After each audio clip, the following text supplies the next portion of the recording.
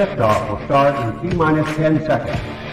10, 9, 8, 7, 6, 5, 4, 3, 2, 1. We have ignition. It's time! 17 seconds from Game 7 or from championship number 6.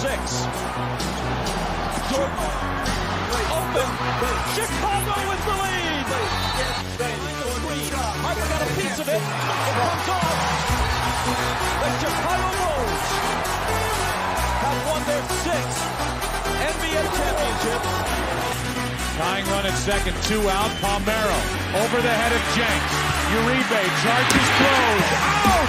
And the White Sox have won the World Series.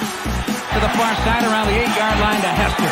Under it and to the middle with the 15 to the 20, breaks free to the 25 to the 30 to the outside. 40, midfield, 40, 30 to the coast, 20, 15, Hester 5. Oh! Touchdown!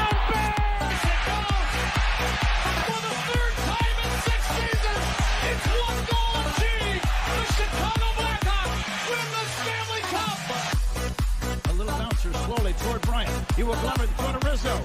It's in time. And the Chicago Cubs win the World Series.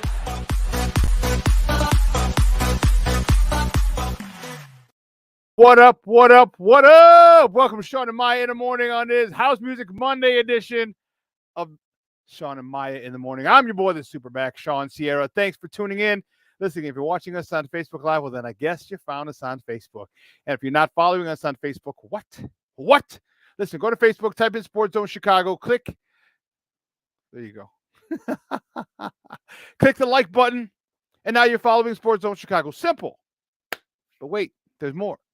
Go to the show's page. Go to Shawn and Maya in the morning. Go to that page as well. Like that page as well. So not only will you be liking Sports Zone Chicago, but you'll be liking the show's page, Shawn and Maya in the morning.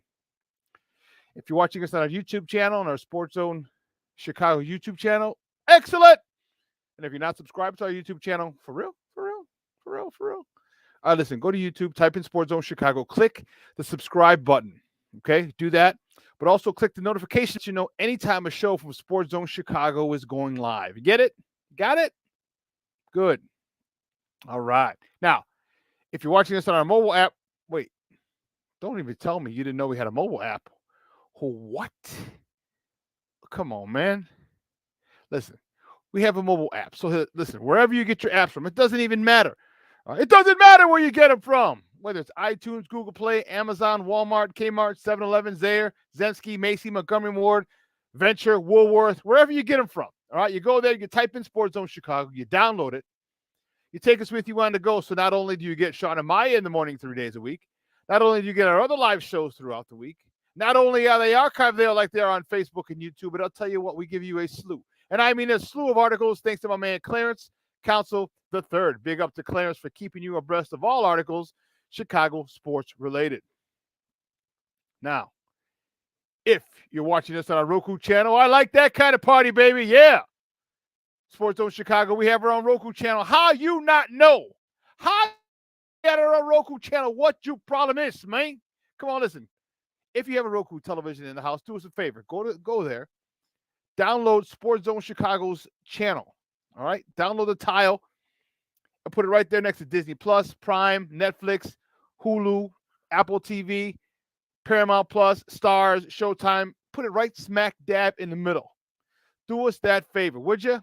Appreciate you. All right?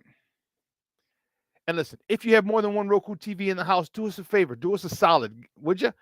All right, however many you have, download Sports Zone Chicago's the channel to all the Roku TVs you have in the house. I know it might be in the kids' room where they're not going to watch it. They're watching Barney or Teletubbies or Power Rangers, whatever kids watch nowadays. But that's okay. Just do us a favor. Download Sports Zone Chicago's channel, even to that television. Could you do us that favor? We'd appreciate it. Get it? Got it? Good. Now, you can also tweet the show. You can tweet us at Sports Zone Chi, that's CHI, and That's CHI at Sports Zone Shy now. If you want to follow me, just me. Personally online, you want to know what I did? Well, let me tell you what I did. You want to know what I did? Here's what I did. I made it nice and easy for you folks. Now you need one handle for Facebook, Twitter, Instagram, Snapchat, the Snapper, and TikTok. All one handle. You see it at the bottom of the screen at the Shawn Sierra. If you want to follow my lovely co-host, Maya Akai, you can follow her on Facebook and Twitter at the Sports Chica. And if you want to follow her on Instagram because you're an IGer and you do it just for the gram, well, just follow her at Maya_Akai. It's MAYA_AKAI. We have a phenomenal show, but I need you to get interactive with us today. So listen, whatever platform you're watching us on, whether it's Facebook, whether it's YouTube, whether it's our mobile app, do us a favor, leave a question or comment on that platform. It'll come up here in the thread. And guess what? I'll put it on the screen. We'll incorporate it into the show. We'll talk about it. And that's what makes this the best Chicago sports talk, the best morning Chicago sports talk show around is you. So you know what? Bring them, baby. Give us all your questions, comments, smart-ass remarks, baby, because ain't nobody scared over here. Like The Rock always says, baby, don't sing it. Just bring it. Let's see who we got in the chat already. The chat is jumping. Like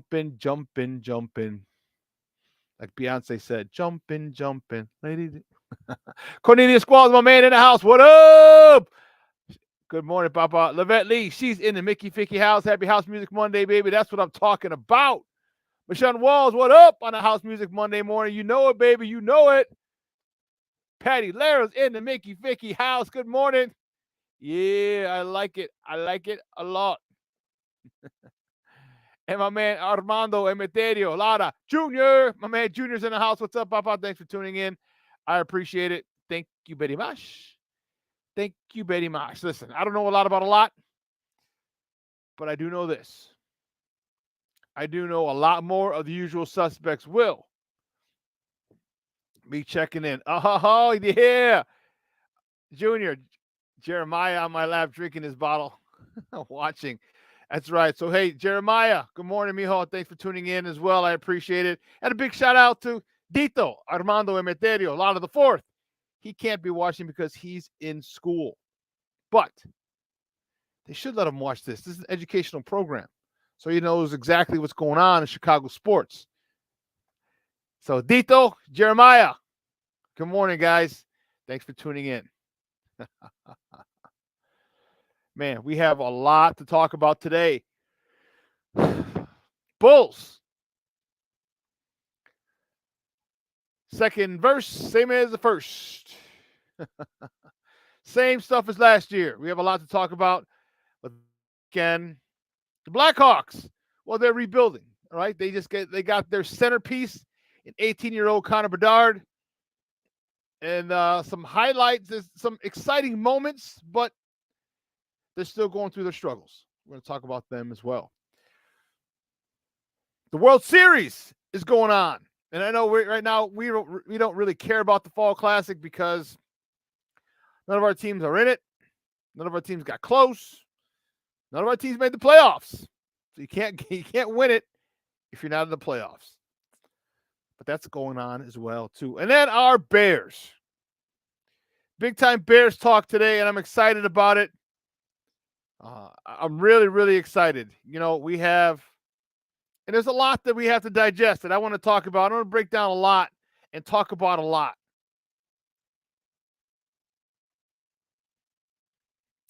Yeah. Frustrating loss yesterday for our Bears. And I know we're going to have there's a lot of discussion to be had. A lot of discussion. And we're going to get into it. We are going to get into it. Oh. I almost forgot something. That's crazy. What? Wow. Oh, well. Oh, well. Well, listen. Guys, you know how we do. So Eric's not going to be on today. He's unavailable. He's had some travel issues. So we're just going to wing it. And here's where you guys are going to come in. We're going to talk a lot about the Bears. And I want your questions, your comments. So let's get into it. So guys, you know how we do the first segment of every show. It's called top of the morning. It won't come just when you want it.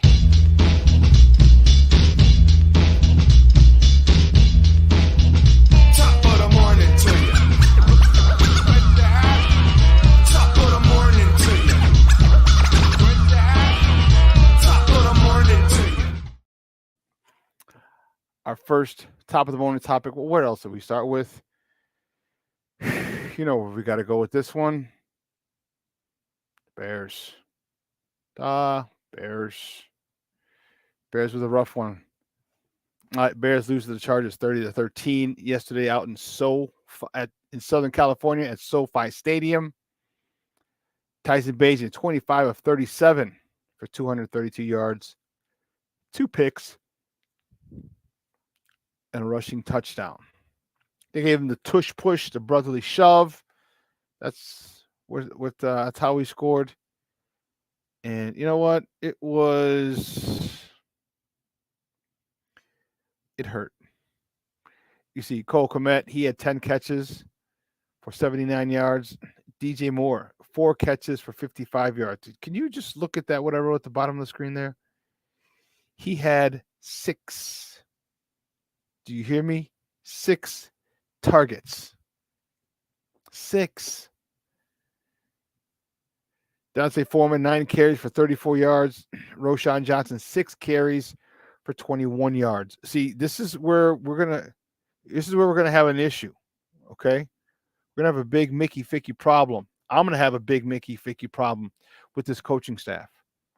Okay, he had 25 carries. Deontay Foreman had 9. Roschon Johnson had 6. Darrington Evans had 4. Mooney had 1. Bagent ran a couple times. Trent Taylor had a stupid jet sweep. And what did I tell you? What did I Mickey Ficky tell you? Didn't I tell you that they needed to run the ball 30 plus times? 30 plus times. We ran it 25. Granted, 73 yards, so about 3 yards a carry. That's not the point. The point is you need to run the ball. And for those people who say, well, they got behind quick, first of all, relax. You had plenty of time to run the ball on the first drive, plenty of time to run the ball on the second drive, plenty of time to run the ball on the third drive. All right, you didn't run the ball. Okay, you continue to have these stupid 3rd and 1 plays. Again, you still don't have a jumbo package for a 3rd and 1, 4th and 1 to get you that 1 yard. It boggles my mind. It really does. The insanity of this coaching staff is downright embarrassing. Deontay Foreman had a phenomenal game last week, and you say, yeah, you know what? You had a great game, so let's only give you 9 carries. Really? 9? Just because Roschon Johnson's back? Listen, I like Roschon Johnson as well. But Deontay Foreman showed that he earned the right to carry the ball 20 times. He needed to carry the ball 20 times himself. Minimum. Now, if you want to split the other carries between Darrington Evans, who showed off a lot last week, and Roschon, give them 10 each. But that's the way he needed to go, and you refused. You know, there were a couple of instances. Cornelius, you're right. The defense did hold them under 50 points. So it's good job, Coach Eberflus. Appreciate the hard work and effort you put in to getting your team ready to holding this team under 50. P. Will wants $200 million contract. Okay. Well. And the ref with the quick whistles. We're going to talk about that a lot. That screwed us up big time. But, Junior, you said something earlier that is on point. Unprepared again. Unprepared again.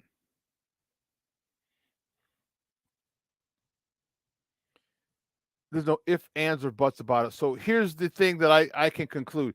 They had the 32nd worst. They last. La última, the worst. The end, the bottom of the barrel. Pass defense in the NFL did the Chargers. And you don't attack them? You don't attack them?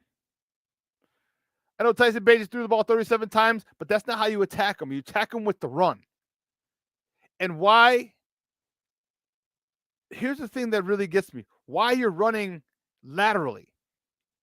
When you have Joey Bosa on one side and Khalil Mack on the other, who can run down lateral runs in their sleep.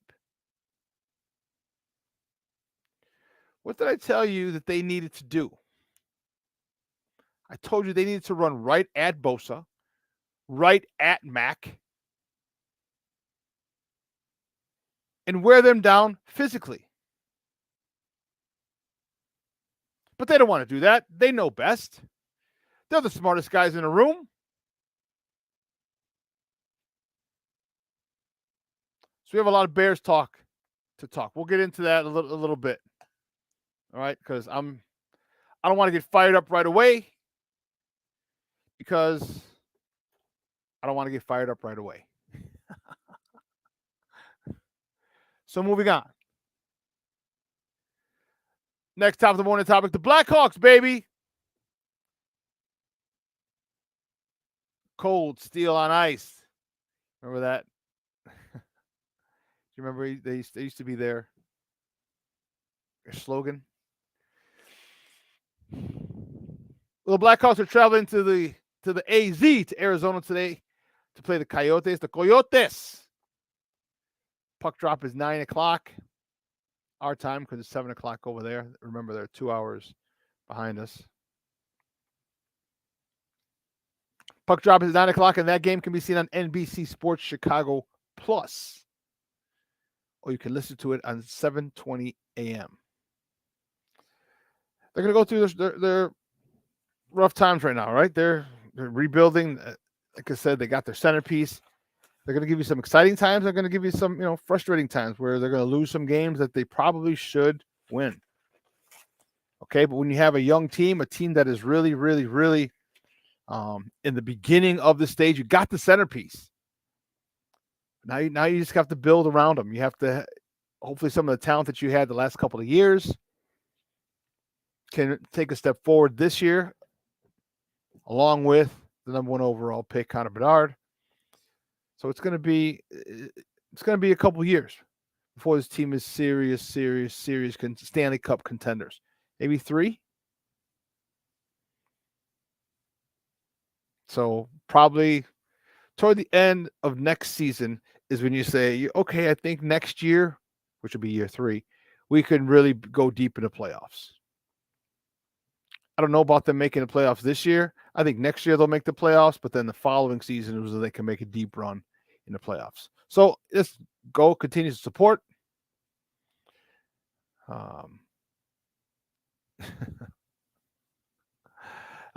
Check them out. Check them out, because I'll tell you what, when they get good, remember they had a sellout streak. I don't know. They had a sellout streak of what? Since 8 years, 10 years, the Blackhawks did. The tickets were not easy to get. It's going to get like that again. That, my friends, I can guarantee you. So make sure you get there. Make sure you get there. Check out the young talent, a lot of the young talent that they have, and support. Okay, it's fun. Remember how we did it before. Okay, when we drafted Kane, number 1 overall pick, drafted Taze. Okay, we literally watched them grow up in front of our eyes. All right, which is why we are so connected to them, which is why the city embraced them the way they did. right? Because we saw them at 18 years old. All right, winning a Stanley Cup, winning a second Stanley Cup, winning a third Stanley Cup. Patrick Kane winning an MVP. Come on, man. It's and truth be told, this winter with the way the Bulls are looking, that's gonna be the hot ticket.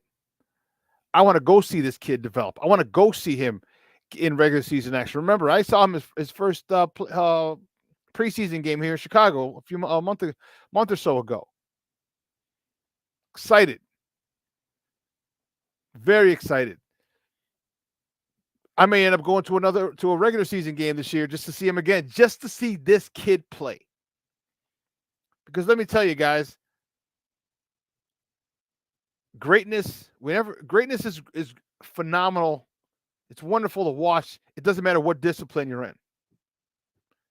Okay? What doesn't matter, whether it's baseball, whether it's football, whether it's basketball, whether it's hockey, whether it's soccer. When you watch greatness, it's a thing of beauty. And this kid is great. He's not great at the NHL level yet, but he's pretty damn good. He's pretty damn good. He's going to make his mistakes. He's going to get pushed around a little bit because he's 18 years old. He don't have enough weight in his ass. He hasn't hit the weight room yet, and that's okay. But man, his first goal, beautiful wraparound. His last goal was a shot from the point, right? Man, the puck came right out to him, blasted it past the goalie. I mean, this kid has got talent. So, I highly suggest you get out there and check out these Blackhawks. Just my suggestion. Your money. You do what you want with it. Well, the next top of the morning topic, Lord have mercy. Give us strength. The Bulls travel down I-65 to Indy, to Naptown, where they're going to face the Indiana Pacers. Tip off today at 6 o'clock, and that game is on NBC Sports Chicago, which is why you see the Blackhawks are on NBC Sports Chicago Plus. The Bulls are on NBC Sports Chicago. Tip off at 6 p.m., and you can listen to it on 670 AM, their flagship station. The Bulls split their games over the weekend, beat Toronto in overtime, and then they ended up losing to, who did they lose to?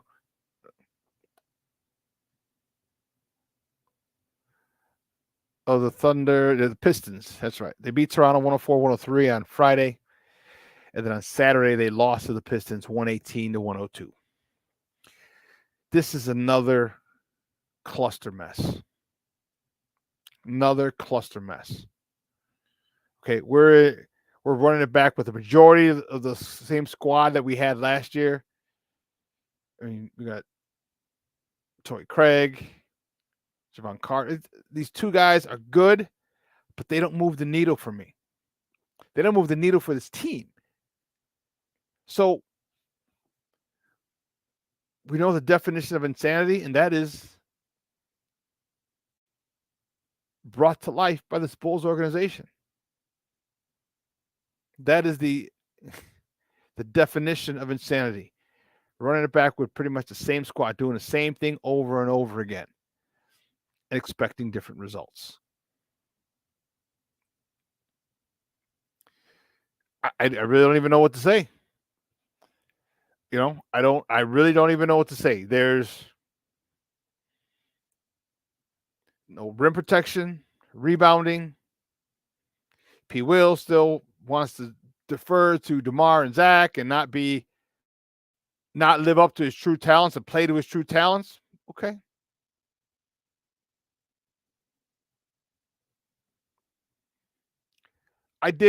Michonne, remember I went off on these guys.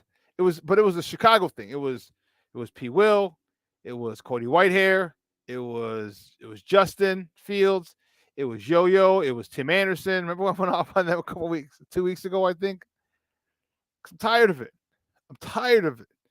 Like you got to understand that this is pro sports. You have to step up. And again, This is the society we live in. All right, everybody has personal trainers, and I mean, I can't knock it. I'm a speed trainer as well, but people can't take criticism anymore. They push back. Like if you put as much energy into bettering yourself as to pushing back on the criticism that you get as a player, you wouldn't have so much criticism. You wouldn't. But you can't say anything about it because people's feelings are gentle. They're fragile. They're sensitive.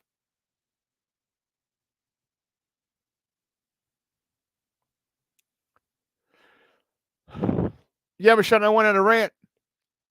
Remember last week? Like I said, about 2 weeks ago, maybe? These jokers. Get me fired up. They can get me fired up. And last top of the morning topic, the World Series. And I know many of you may not be interested one iota. I get it. I'm cool with it. I'm cool with it. All right. None of our teams are in it. None of our teams were in the playoffs. Okay.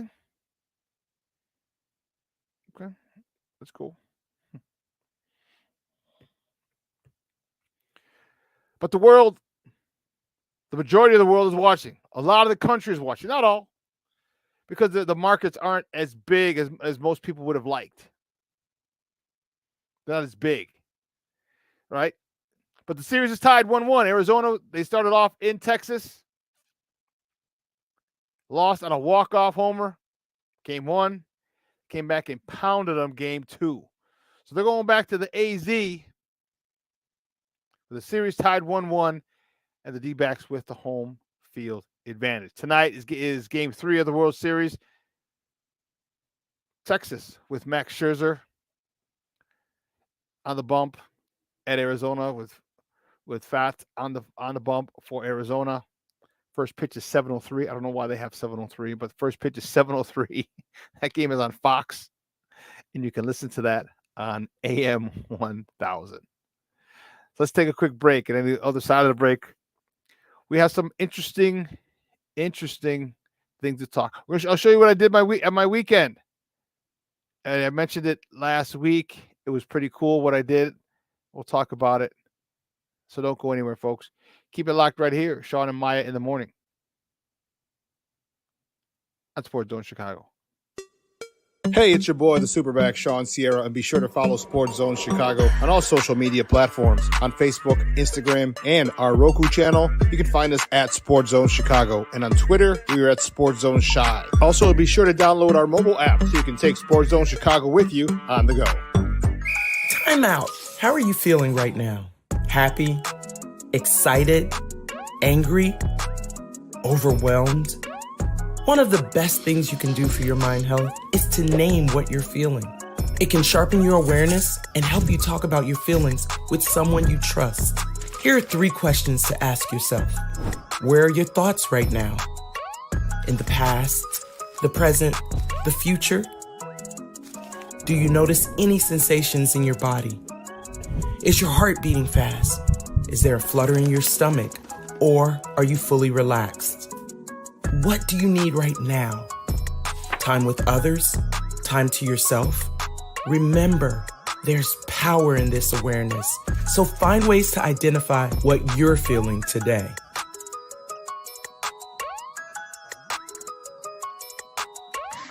Hi, guys. Hey. Hi, Megan. Hey, Jessica.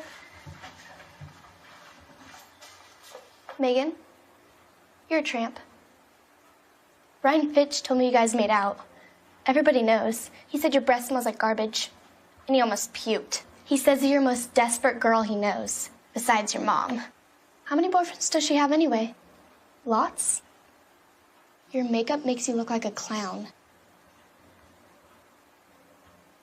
That zit is huge, zit face. Ugly.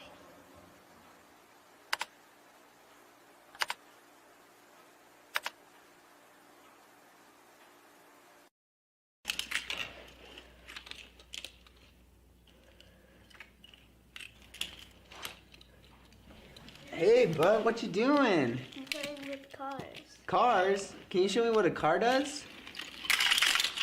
Whoa, whoa, whoa, whoa, whoa. Hold on a second. First of all, this is a school zone. So you need to put down your cell phone, stop texting, and let's get to driving. Now you're coming up to a stop sign, right? You need to slow down and stop before you hit that Y line. I want you to look left, right, left. You don't want to get hit by a car going on your left and to your right to make sure you don't get sideswiped by a guy coming from your right. You're coming, and you see a crosswalk. You better slow your horses down because the #1 rule of driving is always yield to pedestrians. Now stop, pull over, and you are done driving. Gosh, what do they teach you kids in school nowadays?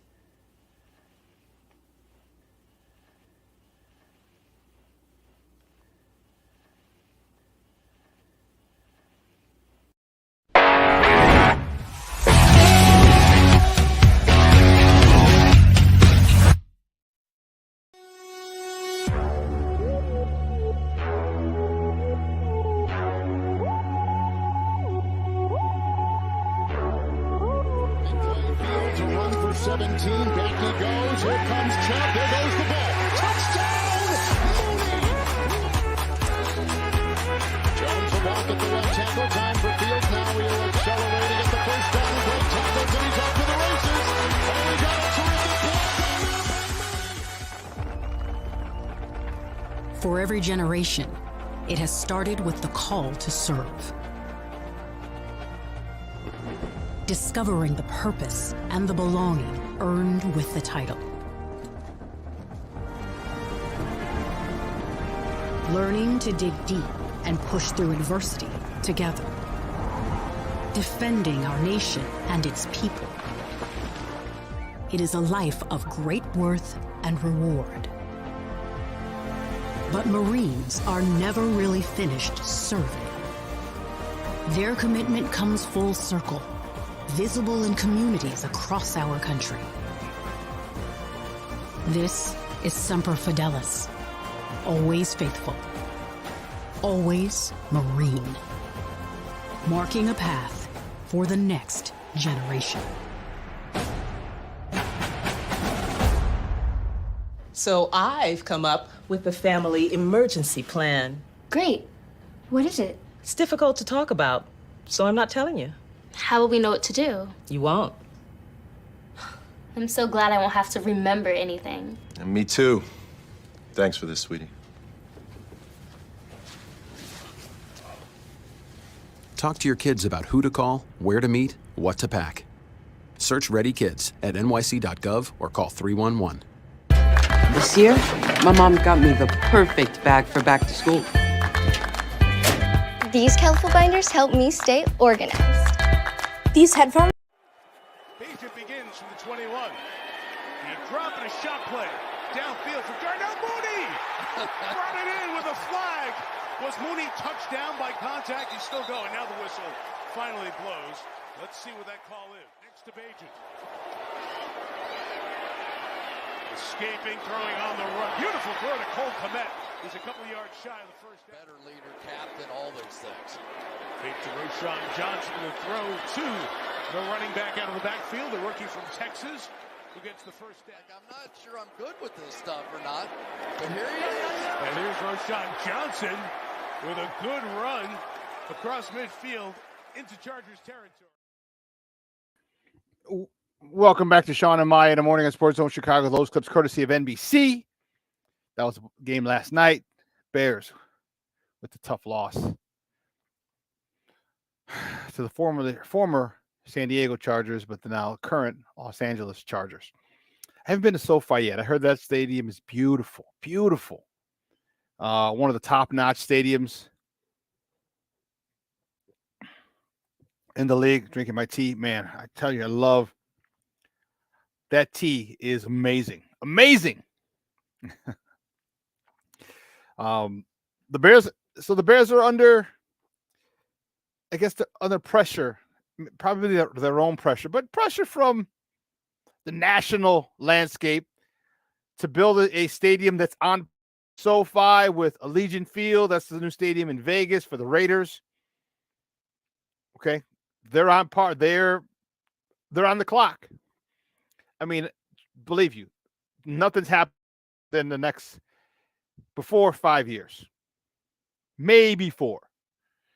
We're still trying to figure out that tax issue or not we, Kevin Warren and the Bears are trying to figure out the tax issue, and if they don't want to build there, then they're going to have to find another place with a parcel of land big enough for a stadium, big enough for parking, big enough for an entertainment center. You know, it still boggles my mind. You know, it boggles my mind why the city won't cooperate. You know, why the city will not cooperate.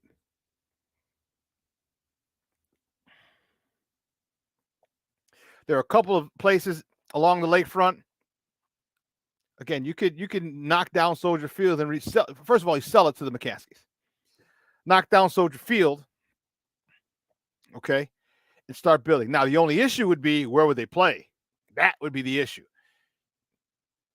Maybe at, well, you can't go at Northwestern because they're downsizing to 30,000.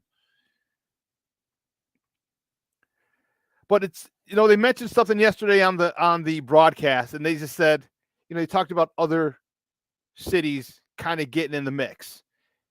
And they said there's something, and they said the city of Chicago as well is going to try and keep them. And they said something about to the effect that the Chicago Bears on the lakefront just seems right. And for all of us,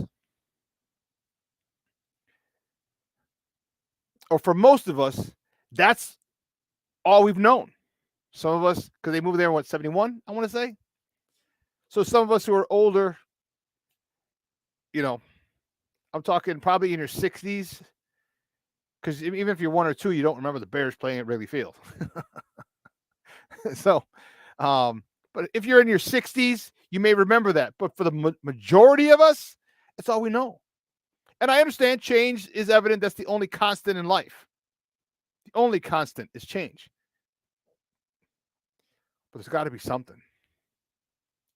Got to be able to do something. So, again, whatever happens, it's not happening 4 years, the absolute soonest. I'm thinking 5 to 6 years.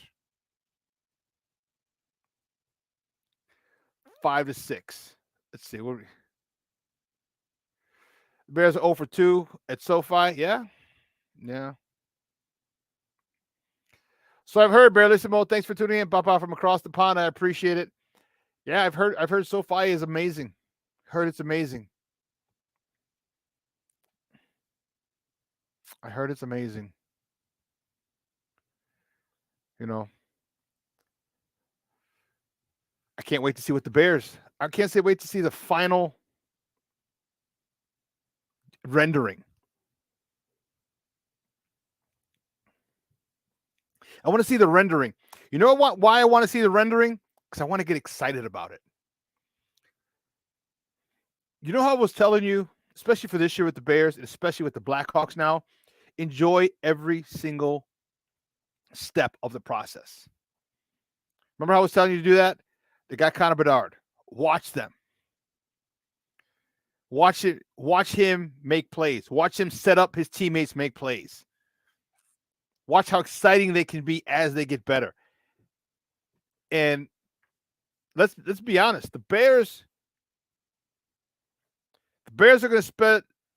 are going to spare no expense. Because they understand whatever they put in, whether it's $1 million, $2 million, $3 million, it's going to give the value of that franchise probably another $3 billion. So if you put $1 billion in and it raises the value of your franchise by $3 million, that's a win. You put in 1, you gain 3. Yeah. And we don't know.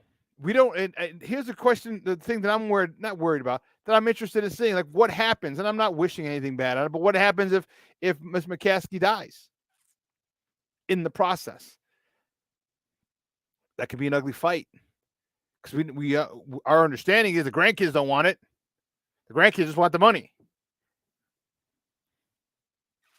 And then there are two businessmen, actually one businessman now, who has first right of refusal. Okay, first right of refusal, and then the other was a Hughes, I want to say is the gentleman's name.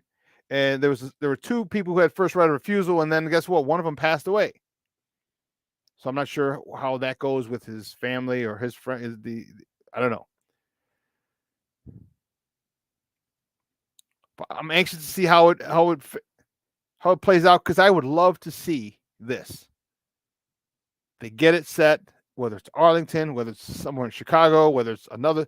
I just want to see it, just so I can visualize, just so I can imagine and watch every step of the way. And you know what I would do? I'd head up there.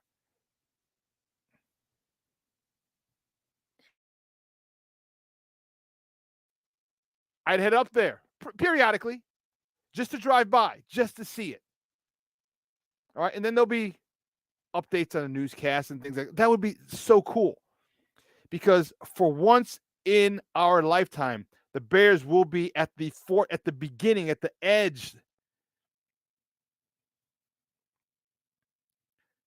of something in football since they first started. That's probably the last time they were at the edge. That and the 46 defense. The last time they led they led the way for anything. Because this will be the best stadium. All right? Because once Allegiant was it Allegiant or SoFi? I think SoFi was first. And then right after, then the one in Vegas. And I believe Virginia McCaskey has been to both. Says, basically, I want one of these. Okay, let's do it. Let's do it.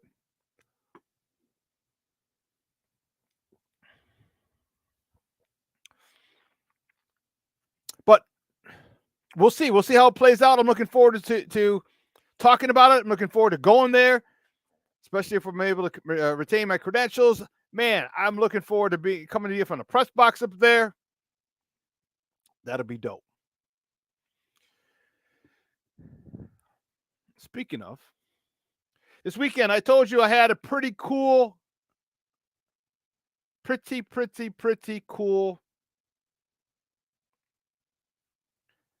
opportunity. I couldn't think of the word. I had the ability, thanks to a St. Rita brethren of mine, Peter Ferrari. Big shout out to Peter Ferrari. I really appreciate and am grateful for the opportunity. I thank you, buddy. Man, I had a chance to go and do the color commentary. He's a play-by-play guy. He does play-by-play for Carthage College, a football team. And his regular partner, who does the color commentary, Peter was a play-by-play guy, color commentary, was unable to make it. And they said, hey, well, Peter, we'll leave it up to you. Do you have anybody in mind? And he thought of me. And he said, yes, I have the perfect person.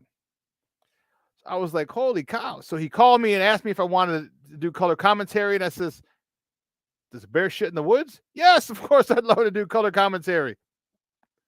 You mean talk about football and get paid for it? Let me think about that. So I was blessed and fortunate enough this weekend to do the color commentary for Carthage. Carthage played Carroll. It's a rivalry game for them. It's the old musket, Civil War musket game. So the winner gets a musket that was actually used in the Civil War, and it's actually still live. It works. So you can fire this thing in. So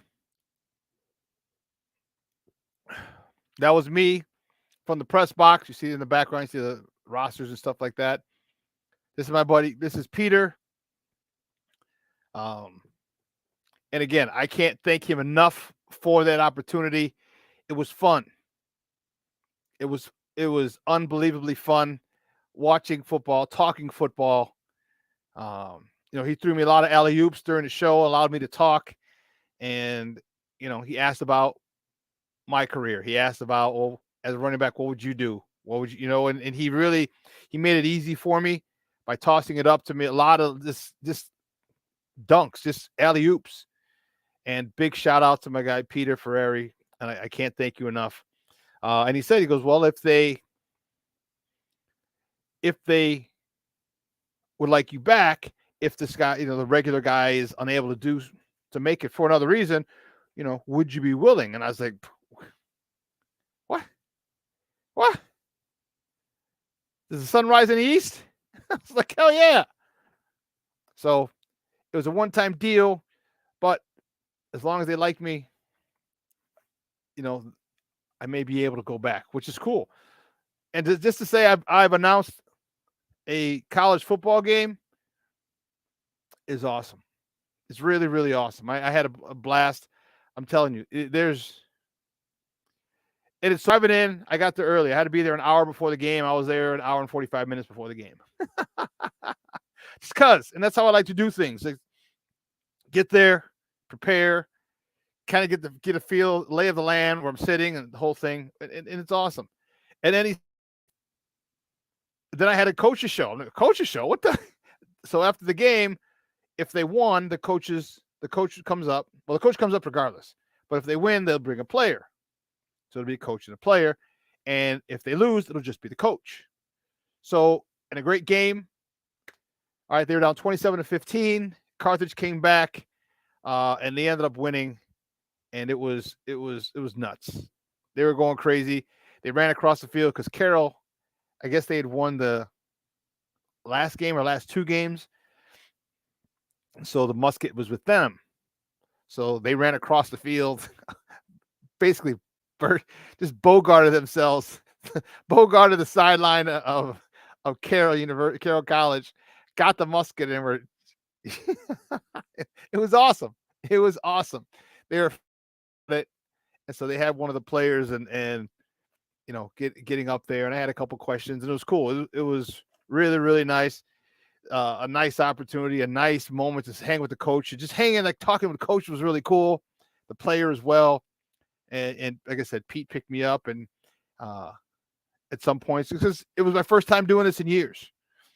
And I did an Arena League game years ago, like 7-8 years ago was the last time. So he picked me up whenever he saw me kind of like stutter or pause, and Pete would jump in and just take a question, ask a question. So it was really, really fun. I had a blast. I can't even tell you. So if I would love to be able to do that again, and maybe more, maybe on a permanent basis, either there or somewhere else in the near future, in the upcoming years. That'd be dope. I'd love to sit there and just talk football. It's really what I love to do. So that was really, really, really fun. Let me tell you. It was fun. And what was really funny about it is so Pete tells me, he said, when they asked him if he wanted when they asked him if he wanted to go solo, he said no. Said, who do you have someone in mind? He said yes. And so then after we talked about it last week, and I said, yeah, of course I'll do it. I'd love to do it. He tells them, and for some reason they're like, it was like the big deal around. They're like, oh my God, Shawn Sierra's coming. Shawn Sierra's coming. I was like, what? Really?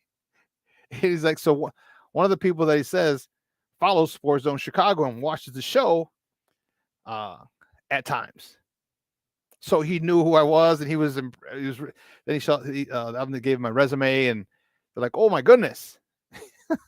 So I was kind of taken aback by that, just taken aback by that someone had knew who I was, follows Sports Zone Chicago, follows Shawn and Maya in the morning, had seen my show, a few times. And so when he heard that it was coming, he's like, oh my God, I know that guy. I've watched the show. So I thought that was a pretty cool come to Jesus moment. And again, it wouldn't be possible without my friend Peter Ferreri, St. Rita Mustang. And then we also actually went to Illinois Center for Broadcasting. It's called Illinois Media School, but we went to St. Rita High School, Illinois Center for Broadcasting. So if you go to Carthage College football page and check out the game versus Carroll and listen to it, first of all, it's a good game. It was a real good game. Like I said, Carthage came back. They were down 2 scores. and they came back to win. But there's a point we were talking, like we were kind of reminiscent on St. Rita, just different, teachers and things like that. It was really, really cool. So again, thank you, Peter Ferreri, for really for thinking of me, recommending me, and for giving me that great opportunity. I just had a freaking blast, a blast, so, but anyway, yes, Junior, yes.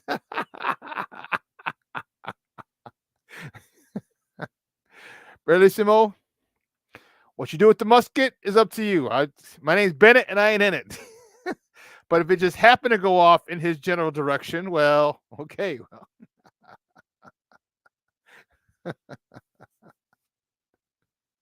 Oh man.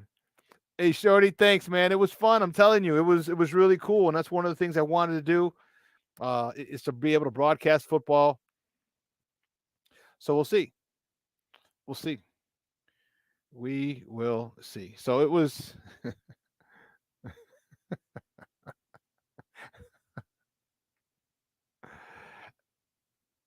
I'll tell Shawn the party starts at 5 p.m., even though it starts at 3 p.m. I think you meant the other way around. You tell me it starts at 3, even though it starts at 5. I think you missed it. Also, you checked it out good. You know what was weird?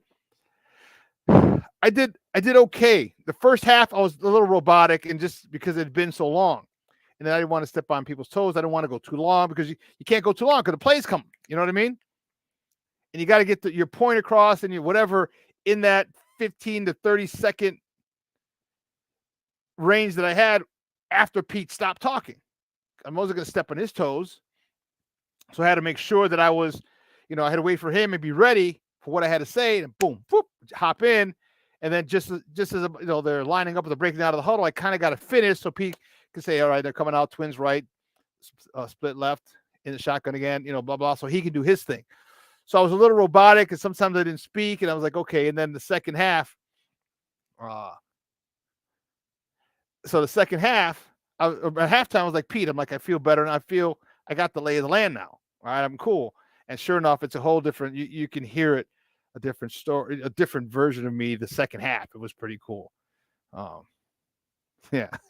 I gave Shawn 20 minutes notice for my show, and he was 5 minutes late. 20 minutes is enough. 20 minutes notice is enough, right?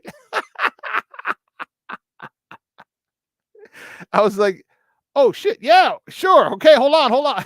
Actually, I had to go to the bathroom. I was like, but to come on your show, I was like, I'm not going to turn that down, barely. Well, of course not. I was like, yeah, of course I could do it. I was like, damn, I got to go to the bathroom. That's why I was late. But it was fun, man. Let me tell you, it was, and that's kind of what it,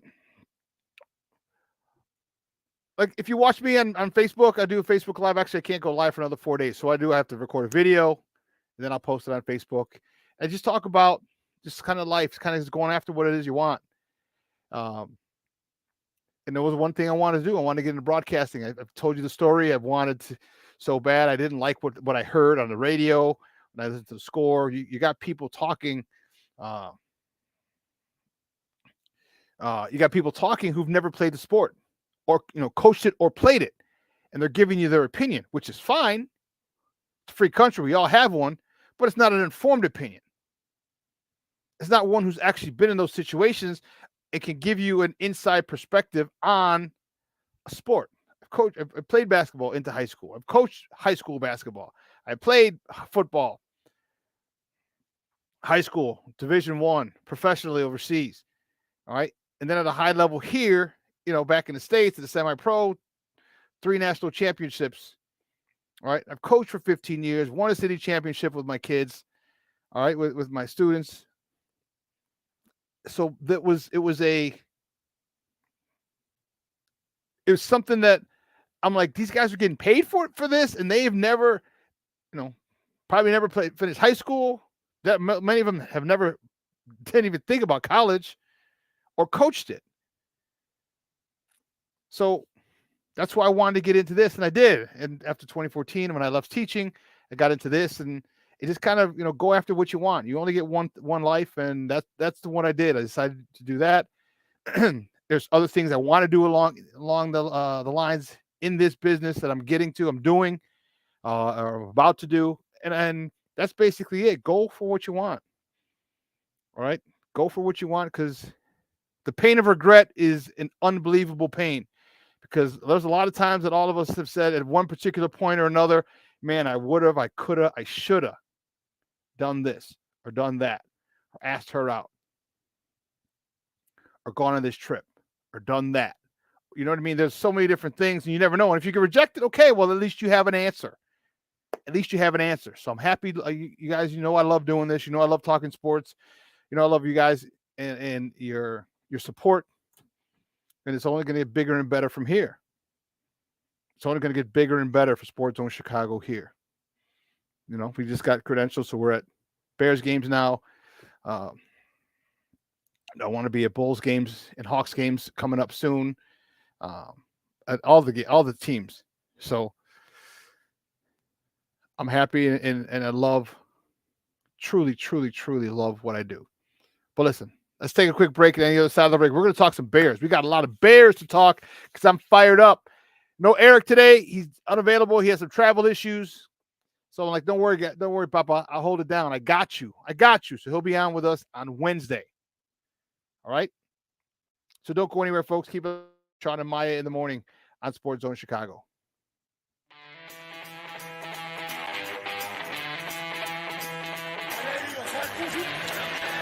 Off the fake. Fields against the grain. Finds Jesse James. Field. With time. Delivers down the field. And Cowboys. Still running.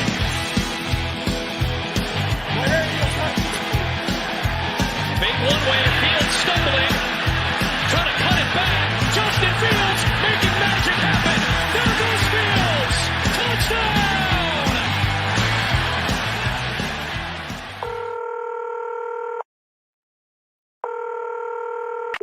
911, operator 901. Where's the emergency? 127 Brynmere. Okay, what's going on there? I'd like to order a pizza for delivery. Ma'am, you've reached 911. This is an emergency line. Large with half pepperoni, half mushroom. You've called 911. This is an emergency line. Do you know how long it'll be? Okay, ma'am, is everything okay over there? Do you have an emergency or not? Yes. And you're unable to talk because... Right. Okay, is there someone in the room with you? Just say yes or no. Yes. Okay, it looks like I have an officer about a mile from your location. Are there any weapons in your house? No. Can you stay on the phone with me? No. See you soon. Thank you.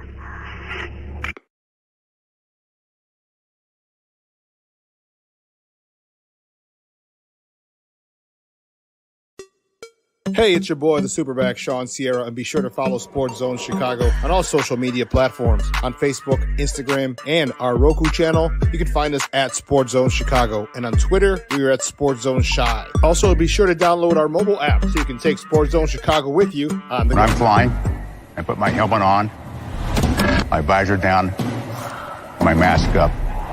You don't know who I am, whether I'm African American, Asian American, Hispanic, white, male or female. You just know I'm an American airman kicking your butt.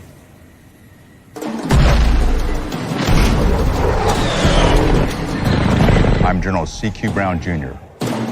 Come join us.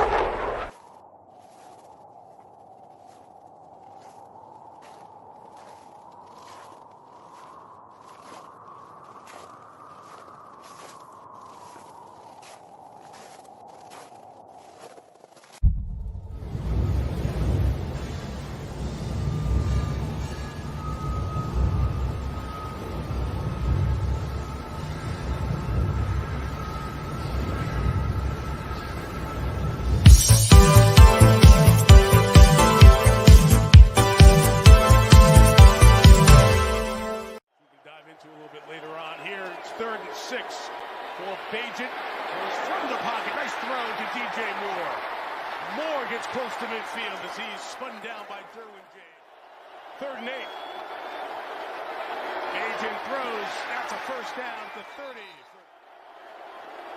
Chargers bring 4, and Bagent throws complete. DJ Moore's got the first down. Derwin James helps to stop him with Michael Davis over at the... Pitch it to Darrington Evans, got a block on the edge, and Evans to the end zone for a Chicago touchdown. He's got one in him here. Throw it here, Komet needs to get 3 yards. He's got 2 to the 29. Welcome back to Shawn and Maya in the morning on Sports Zone Chicago. Those clips courtesy of NBC. Sunday Night Football last night. Our Bears with a 30. Tough one. Tough loss yesterday at the hands of the Los Angeles Chargers, 30-13. And let me tell you something. There's a lot that I want to get into. We're gonna dedicate probably 35 to 40 minutes before we talk about something else.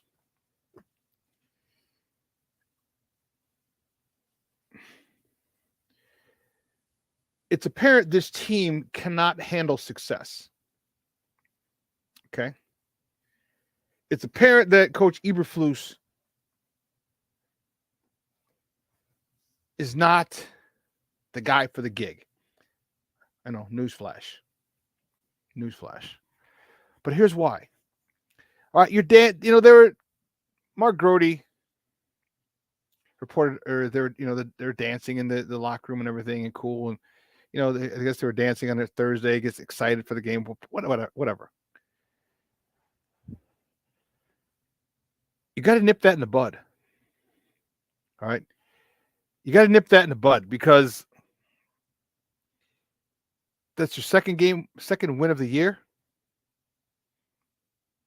And the thing about it, like, you celebrate things, all right, big moments. And when you get to the point where you feel and you're supposed to win, it's not that big of a deal. Yes, that's the mentality you have. It is a big deal winning a game in the NFL. But the mentality is, okay, we won. I'm happy. But now we have to do it again. And,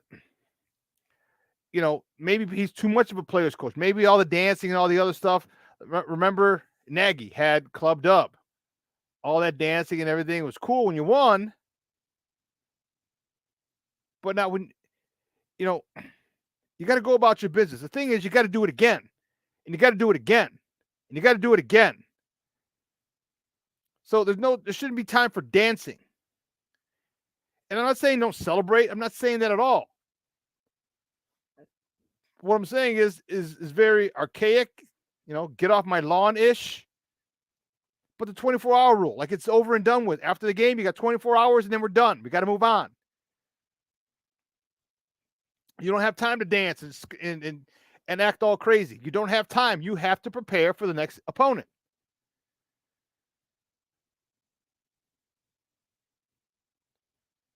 There are a lot gone wrong. First play, beautiful. Pass from Tyson Bagent to a diving DJ Moore who's not touched. Now, he gets up. First of all, the whistle's blowing. He gets up. You haven't been touched. Get your ass up and run to the end zone. Because he got up, he started running, slowed down, and then safety came over, caught him at like the 20. But if he had just run, he probably would have scored. We're up 7-0, first play of the game. You not running into the end zone is you being unprepared. I know you heard the whistle, but you also have to know that you were not touched.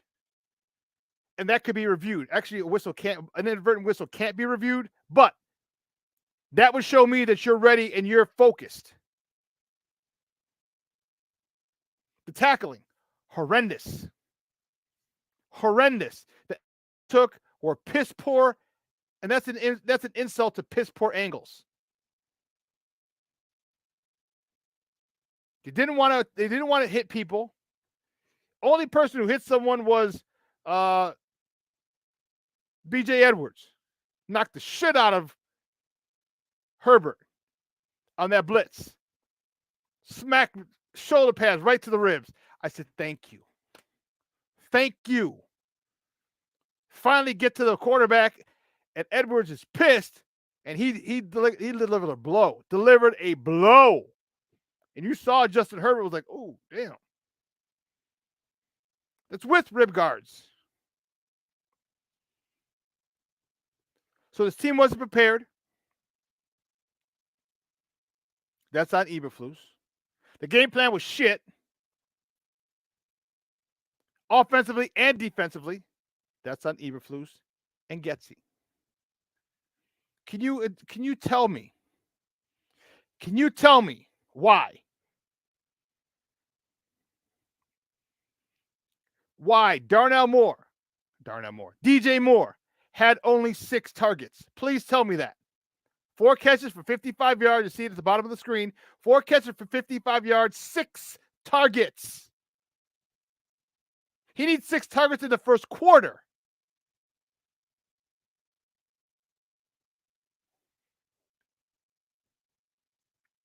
Can you tell me why we ran the ball 25 times? Only 25 times. Can you tell me that? Was it because we got a 3-yard average? Well, guess what? You keep going until you break it. And don't give me the nonsense about falling behind quickly. If you had a jumbo package on 3rd and short, it would help. It would answer a lot of your problems. That would be the answer to a lot of your problems. But you don't want to run a jumbo package. You can't get creative like that.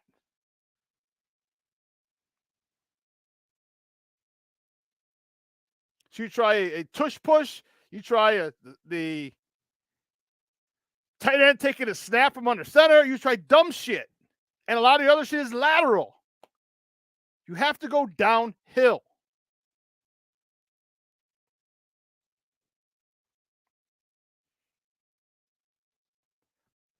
Back to the tackling. We would be working tackling all freaking week. All week.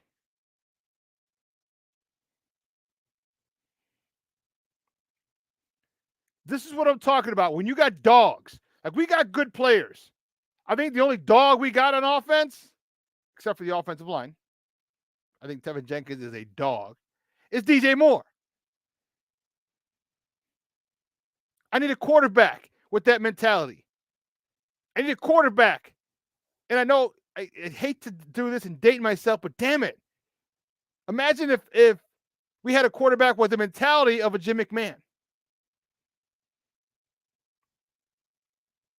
Or Cutler. You think Cutler enjoy? And I know some people don't like Cutler and they think he sucks or whatever. Trust me, it's not his fault. You have 6 offensive coordinators in 8 years.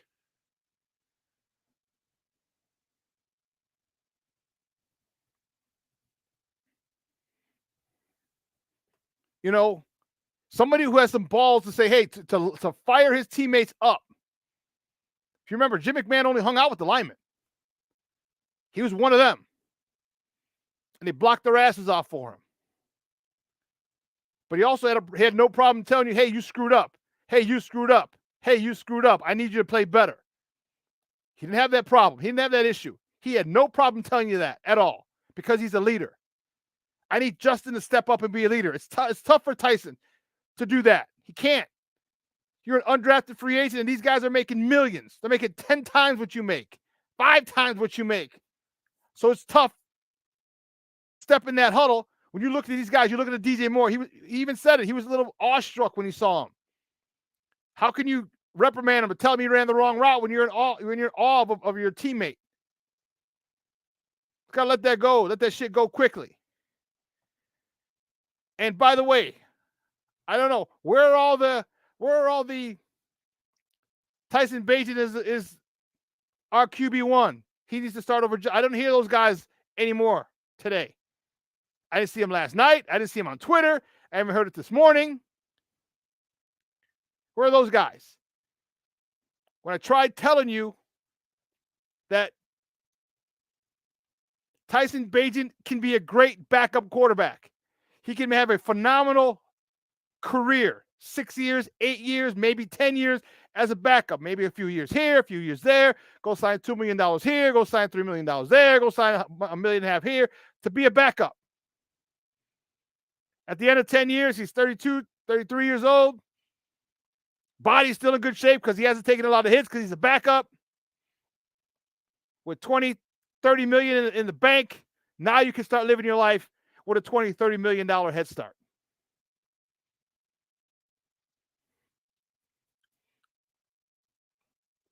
There's no disrespect to Tyson Bagent, none whatsoever.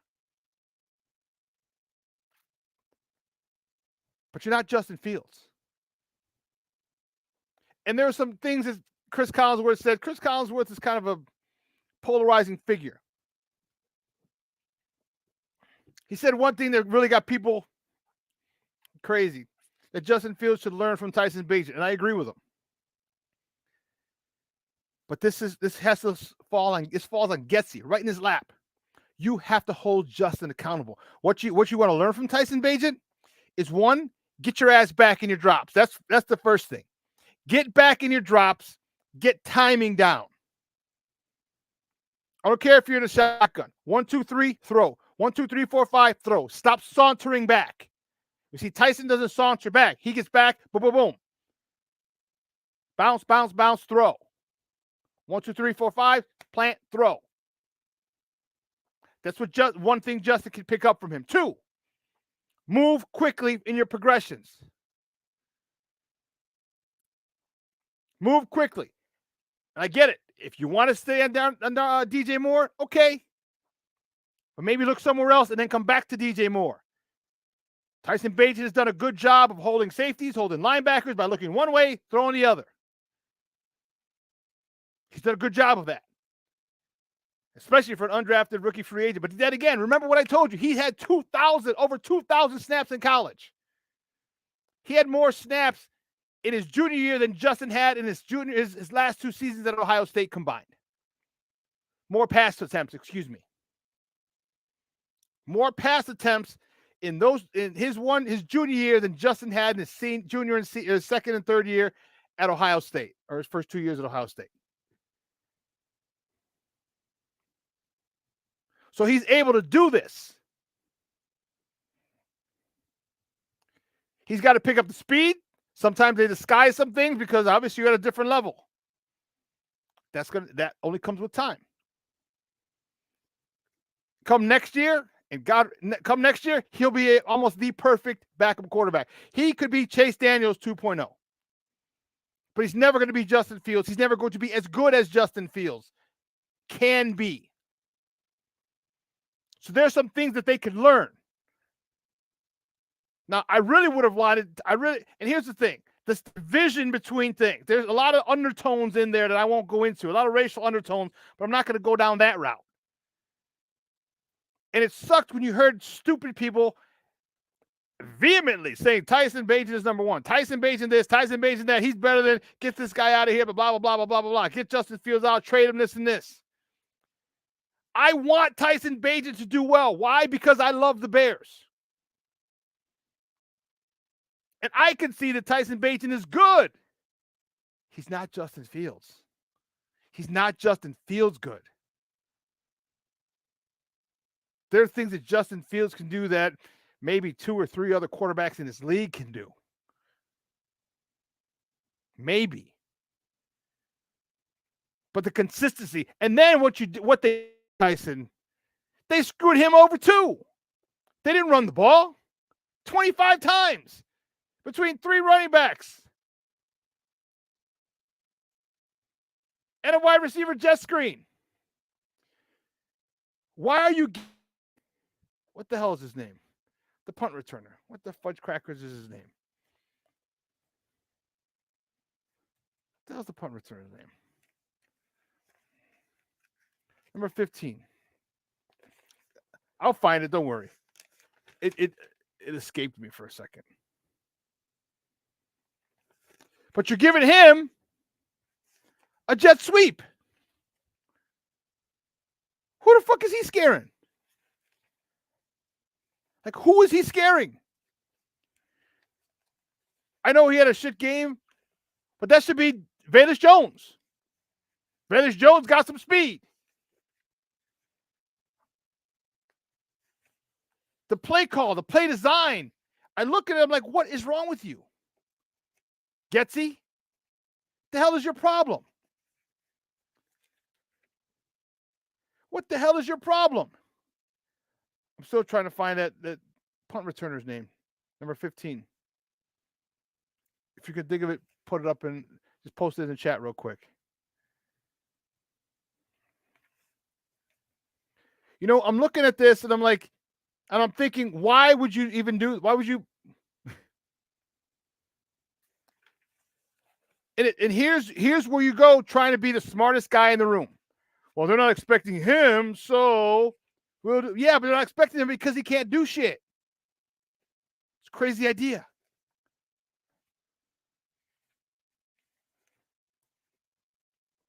So there's a lot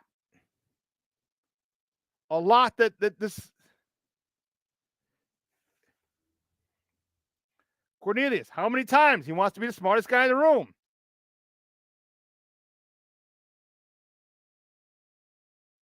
We've talked about it. Sometimes just it's gonna annoy me. Give me the dude, the punt returner, number 15. Give me the punt. Someone put the punt returner's name up in there. I couldn't think of his name to save my life right now. Oh, no, my phone's over there. But that should be Velus Jones. Staying on Velus Jones.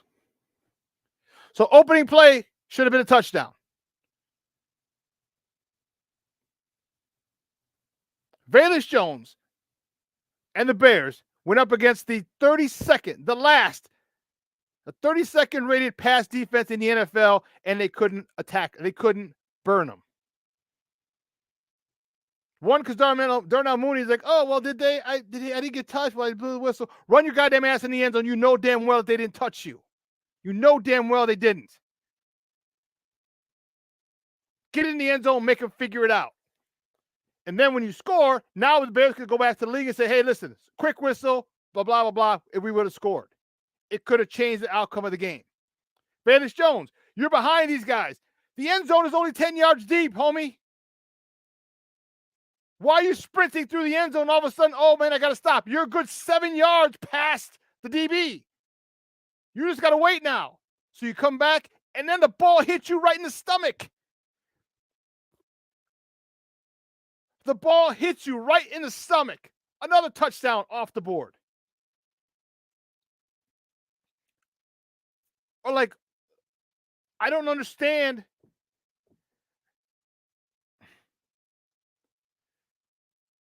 You know, Velus Jones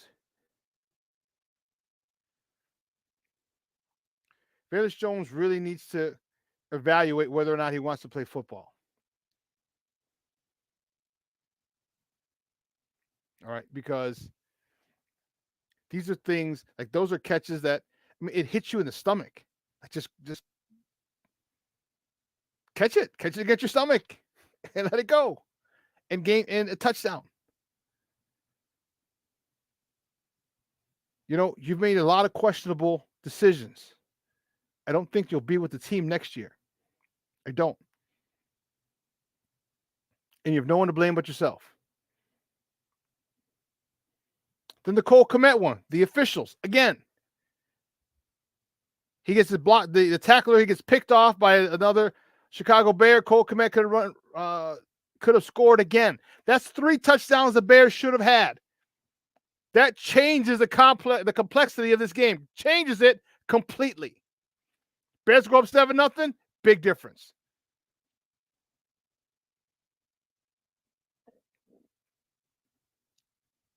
Velus Jones catches that ball. Big difference. The refs don't blow a quick whistle like they did with Darnell Mooney on the Cole Kmet catch.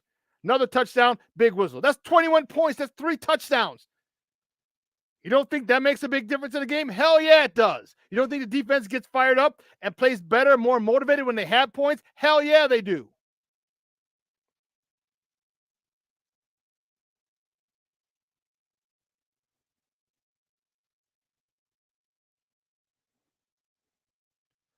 This one as well.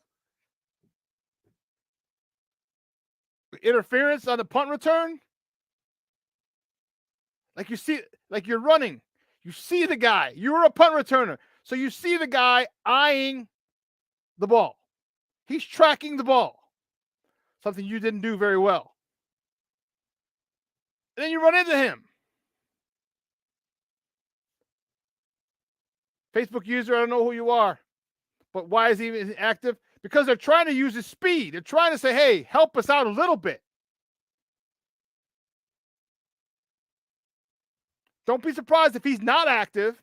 Don't be surprised if Tyler Scott starts to get some of his special teams reps. And he should. Coach Eberflus. The angles guys took were atrocious. The touchdown, the 6'8" receiver. Here's my God-blessed thing. The guy's 6'8". Okay? Lucky. Oh, I got you, Papa. The guy's 6'8".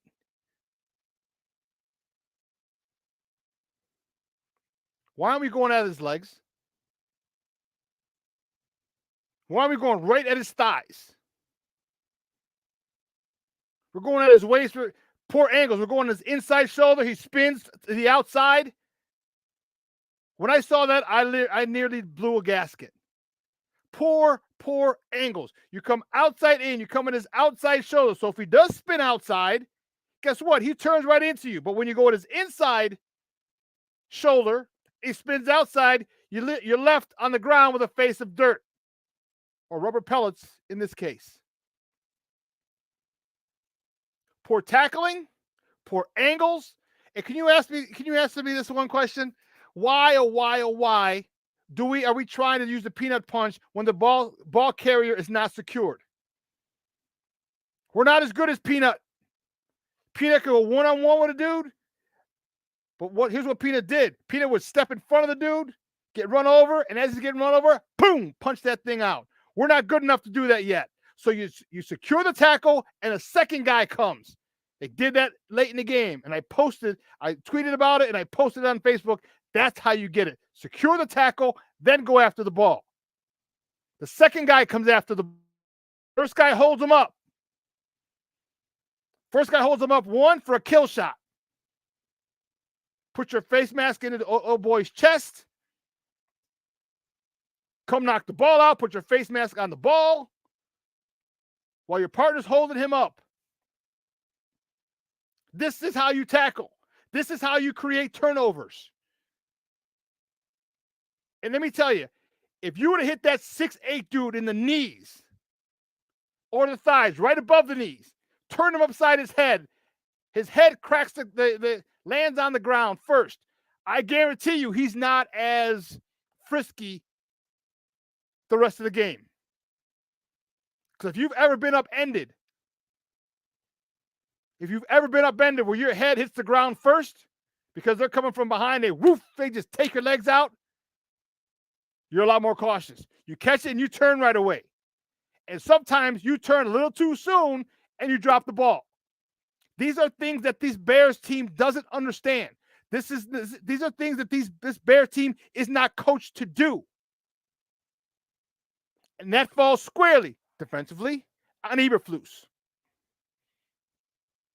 I understand you want turnovers. Get them the right way. When you get the opposite of the opposing team thinking that you're right there, thinking that you're going to take their knees out, thinking that you're going to punch the ball out, a lot of other things happen. You overcompensate for things.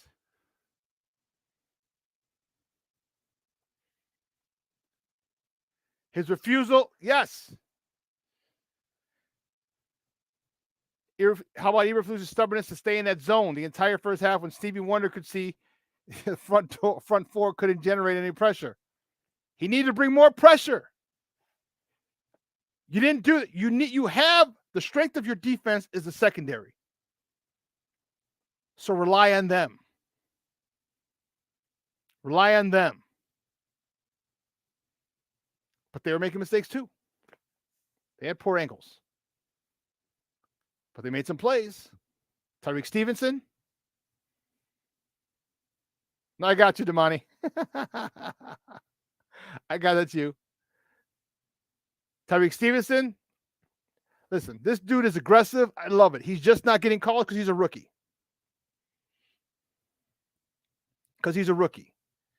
And then the touchdown on the goal line when they ran the crossing route, they picked Jalen Johnson. They picked him. Where are our crossing routes on the goal line?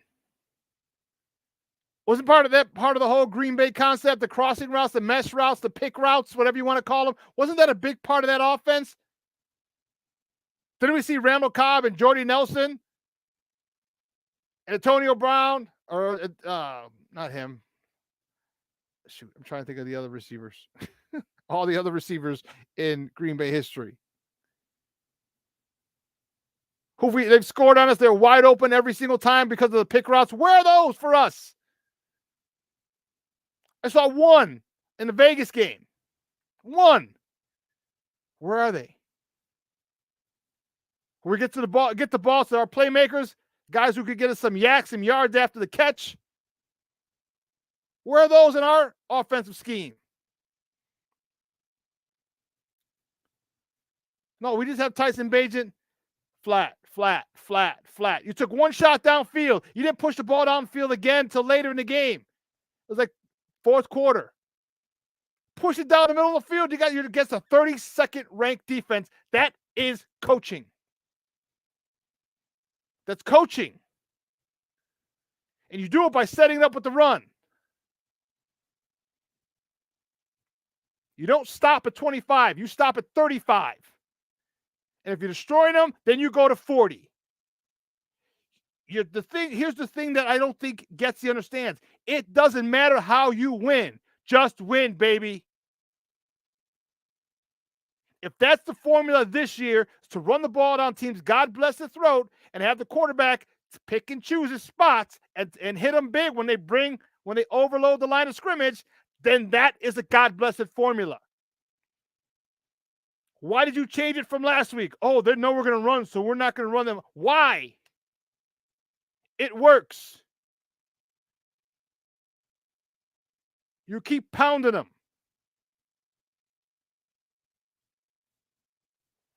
Here is the situation where you try to be the smartest guy in the room, and these guys are not smart.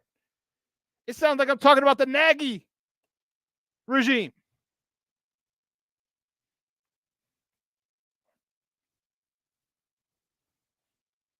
And then what do they do to really confuse Tyson Bagent? They started dropping defensive ends. Khalil Mack's in the flat.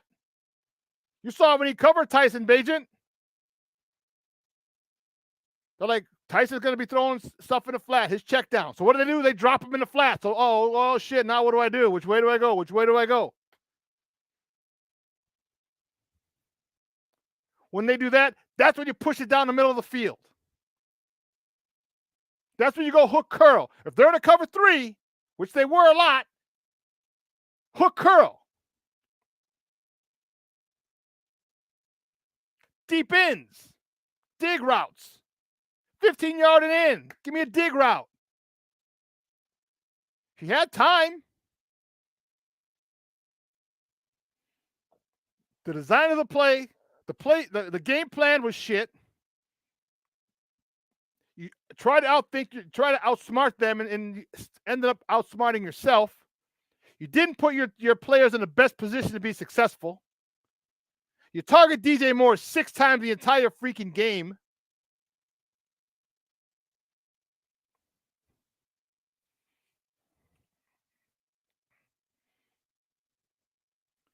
Where are the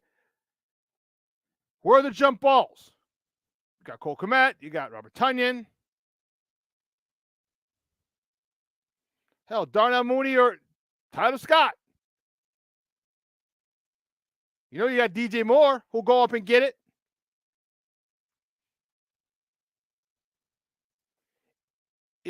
It boggles my mind why they change what worked. Luis Mejia in the house. Good morning, Papa. Rise and grind. Thank you for tuning in. You know, the rumors and a buddy of mine reached out to me. There was a mock-up. He's like, how much? And I told you about this on Friday.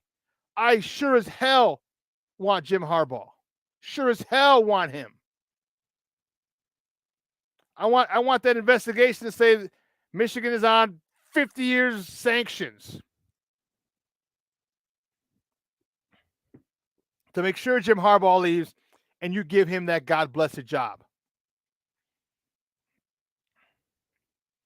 Because all the people who are clamoring around Bagent this, Bagent that, again, Bagent is good. He's a great backup. He could be a great backup.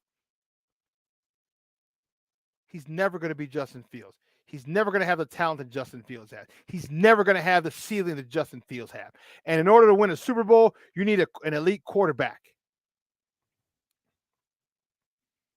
The Trent Dilfers of the world aren't winning Super Bowls very much. You need a quarterback who can win games for you. We'll win games because of Tyson Bagent, despite Tyson Bagent, not because of him. He will not win games for us.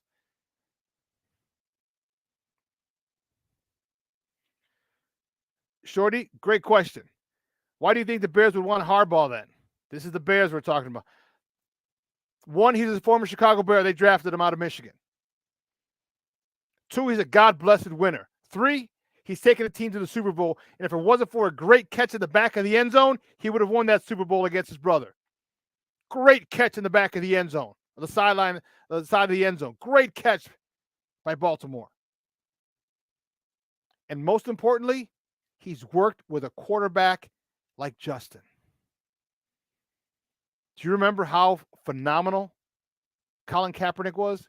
He took the NFL by storm. Remember that? Do you remember that? He knows how to work with an athletic quarterback. He's shown you with Colin Kaepernick.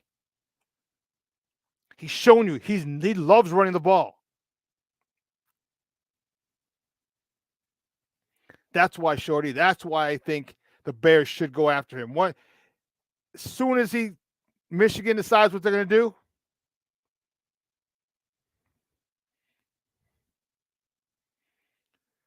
listen.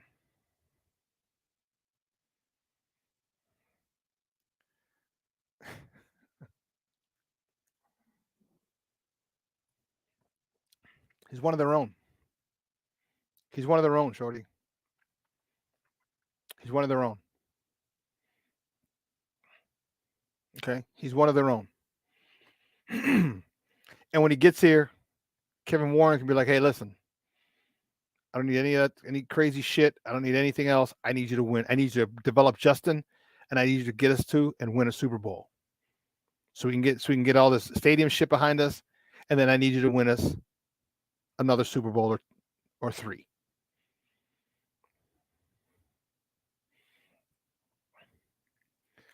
Exactly, Bearlissimo. You can win with him, but not because of him.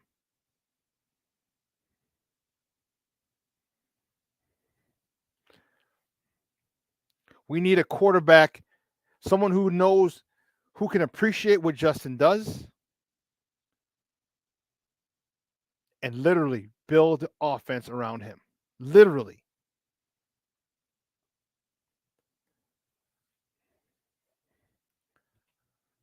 You know, you got your pocket passer in Bagent, okay? Why aren't you pushing the ball down the field? I get last week is his first start. He's at home. You just want to, you ran the ball 38 times. Run the ball 35 times again for Bagent. That should be your first checkpoint in meetings. Rush the ball 35 plus times. That is numero uno, the first thing. So now the offensive line gets giddy and gets happy. Bearlissimo, Junior, am I right? If they told you we're running the ball 35 times, how happy would you two be? that takes all of a sudden that takes the pressure off of Tyson. Like, oh shit, okay, whew. They're going 35 times. All right, they're not asking me to win the game, so I don't have to play hero ball. What does it tell your wide receivers? Man, we're throwing that rock. I got to make sure my routes are sharp and precise. And I have to block. And I have to block because when we're running and we're able to establish the run game, when I look like I'm blocking and I slip out, I'm going to be wide open. I'm going to be wide open.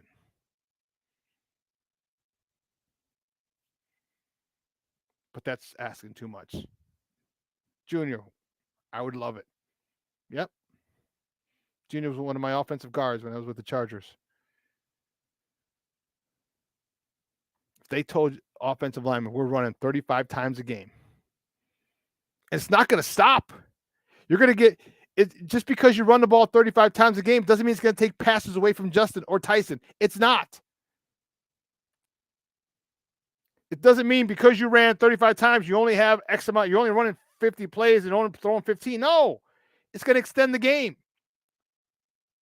It's going to make a lot more plays, and to the point where you're not even going to need all those passes because of the fact that they have to stop it, and you can attack them when they stop it. This was the worst pass defense in the NFL, and you didn't exploit it. You didn't exploit it. And then you didn't get help when all they did was just drop linebackers in the flats to confuse the kid. You didn't help them. You didn't help them by pushing it down the field. This coaching staff has to go.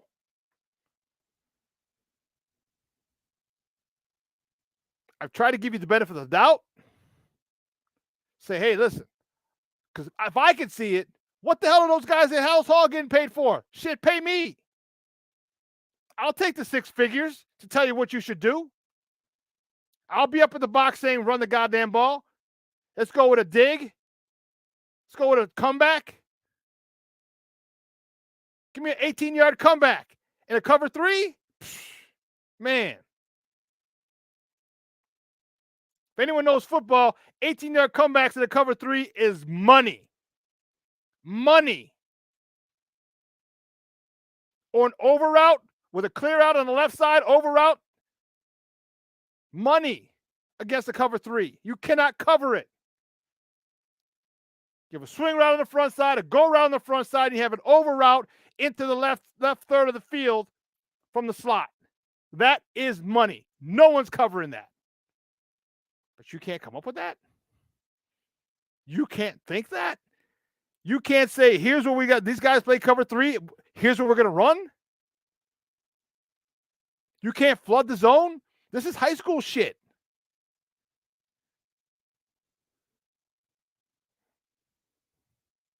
This is high school shit. How to attack a cover 2 or cover 3.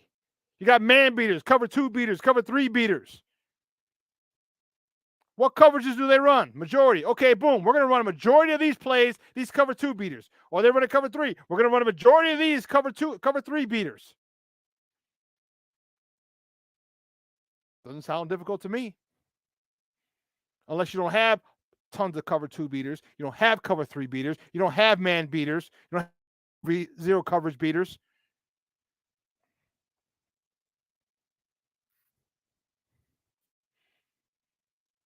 It's frustrating because you have the talent. It's frustrating because you have the players to get it done. This is what I mean when people say they don't put players in a position to be successful. Because it's an overused adage and you hear it all the time. But what do you mean? What do you mean? What do you mean? I'm telling you what I mean. Once you figure out the majority of what it is they like to do in their coverages, and they'll disguise it. They'll disguise the cover 2. They'll disguise the cover 3. They'll disguise the cover 4. Disguise the cover 6. They'll disguise it all. But we're creatures of habit. Defensive coordinators are human beings. Offensive coordinators are human beings. We have habits. We have patterns. So figure out what the patterns are of your defensive coordinators, and now you can attack him and hurt that scheme relentlessly. He's going to start off. We had to do this in high school when I was at Curie. 36% of the time in the film that I watched on the cover and first down and 10 in this area, he runs this. I had to do it on the opposite side for the offense, but nonetheless, it's the same thing. So we got cover 2, cover 3, and then you give the quarterback leeway.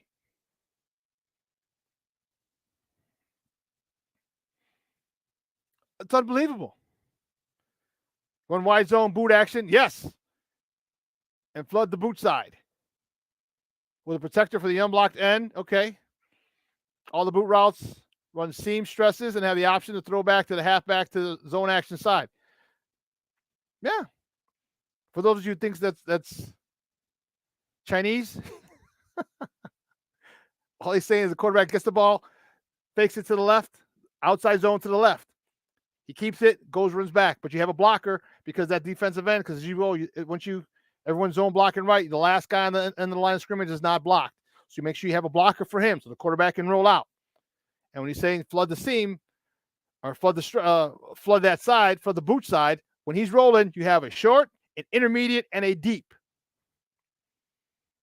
Short, intermediate, and deep into that zone. So the deep guy will take the corner. If it's a cover 3, he'll take the deep third. Then there'll be a guy in a flat. The guy in a flat's going to have a big problem because if he sees the guy coming intermediate, 10 to 15, he may deepen. Then you throw it to the guy, the short guy. He turns it up. If he jumps the guy who's running a short route, 5 to 7, if he comes up here, you throw it over him to the intermediate route. It's simple. It's literally that simple. Literally. So this is why you give me a Jim Harbaugh, I'm happy as a pig in slop. Yeah, we just talked cover 3 beater. Deep over, skinny post, and a go.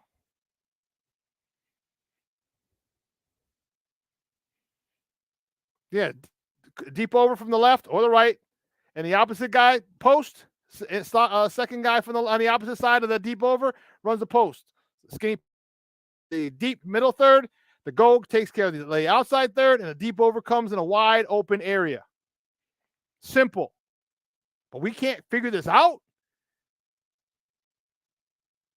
The brain trust can't figure this out. With the speed that we have. With the DJ Moore. With the Vanish Jones. Let Vanish Jones run this, and if he drops them good, you're done. We gave you enough chances. Get him open. Darnell Mooney, have him run it. Tyler Scott, have him run it. Who do you want to feature today? You're going to have guys fighting on the sideline. I want to be the opposite slot. I want to be the opposite slot. I want the deep over. I want the deep over.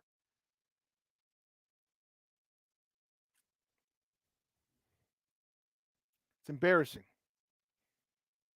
Embarrassing. That they can't come up with this. And Barrelissimo and I just came up with this in 15 minutes, 20 minutes.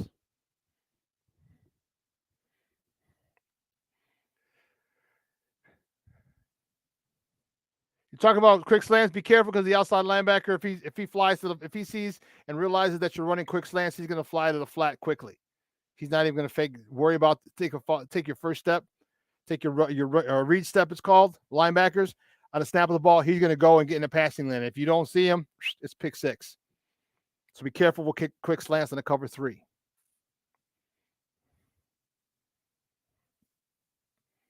Or if you do want a quick slant, you make sure you hit him in the second window.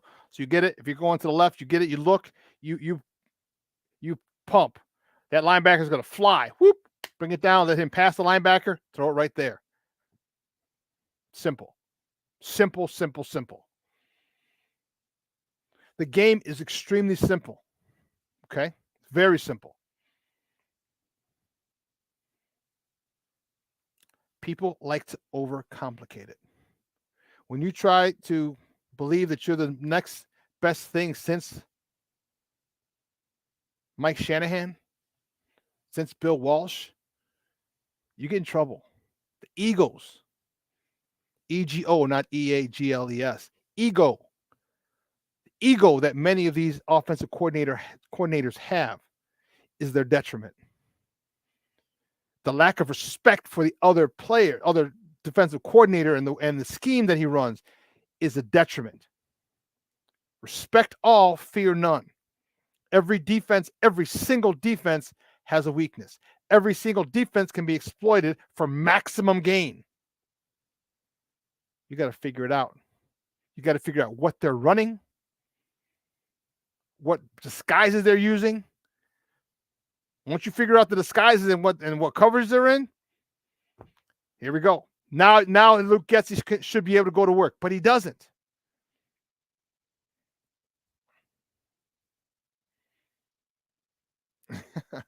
No, they would. I don't know, Arturo. I think the coach that wants to be fired just to sit home and collect unemployment. Well, they get their salaries. Those are guaranteed, and those aren't against the cap. Pretty simple. You're right. Keep it simple, stupid. Keep it simple, stupid. That's it. But when you overthink, you put yourself in bad positions. And it's just simple. Run the ball. Run the ball. You know, the way to attack a pass rusher is run right at him. Don't run away from Nick Bosa. Joey.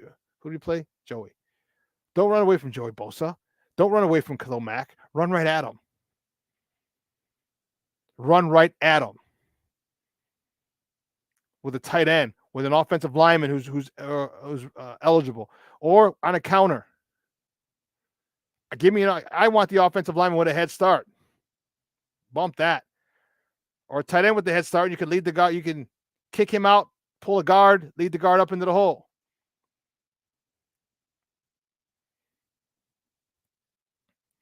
It's not rocket science. And this regime can't get it done. Can't get it done. So I hope you put to rest all the Tyson Bagent QB1 stuff. That's got to go. I think Justin Fields and Tyson Bagent are a great combination. All right. There are some things Justin can learn. Justin can watch how he gets the ball out quickly. Justin can watch his footwork. Justin can watch how he reads and progresses goes from 1 to 2 to 3, back to 2, check down. These are all things Justin can learn if his ego doesn't prevent him from doing so. Just because he's undrafted rookie free agent from a Division II school doesn't mean he doesn't have football acumen. Doesn't mean he doesn't have a great football mind. Doesn't mean he doesn't have talent. And your ability to learn from your teammates, from your colleagues, is vital, despite how intelligent you are, despite how talented you are. You have someone like Bagent here to help you. This guy he's had his junior year, he had more passes than you had your whole time at Ohio State. Why wouldn't you want to get information from him? Why wouldn't you want to get? He's thrown 2,000 passes in college. He's been a starter for 7 years, since he was a sophomore in high school. You don't think he's seen everything?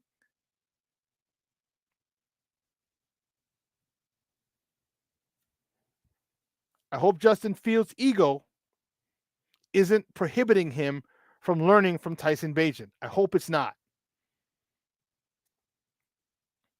We got to get this offensive line fixed.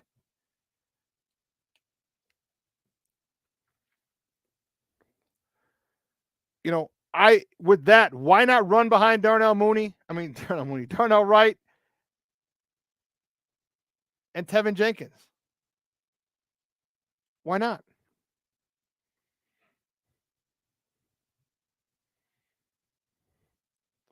Arturo, thank you very much. You came here for Bears Talk. Stay for the support group. The channel is the only entertainment we've gotten from this season. Hey, Arturo, be sure to tell all your friends. Check us out every Monday, Wednesday, Friday, 9 a.m. to 11.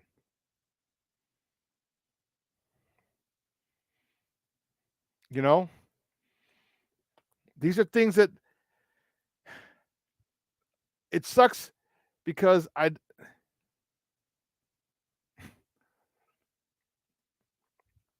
I love my Bears. I love my Bears. I love everything about them. I love the color scheme. I love, you know what I mean? Like I love, the Soldier Field. I love the even the stupid fight song, Bear Down Chicago Bears. I'll sing my ass off. I don't even know all the words. I just know many of them, some of them. And I want to see this team do well. I want to see this organization do well. But when you keep getting guys,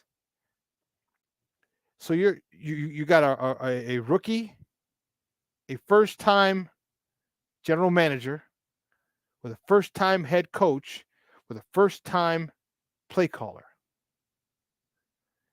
And you're doing that with a undrafted free agent from a Division II school.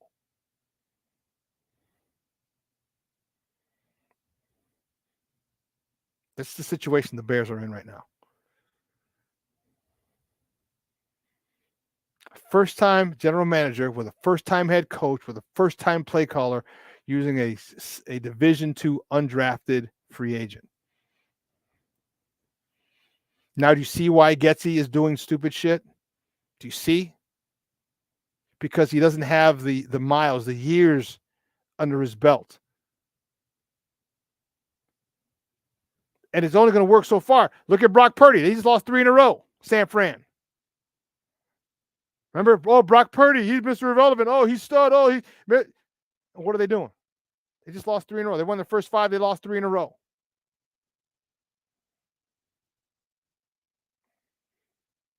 So talent matters. You can coach a guy up, but if he's not at a certain level talent-wise, I don't know.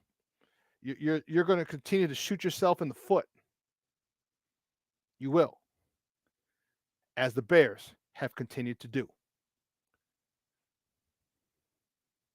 I don't know what else to say about these boys.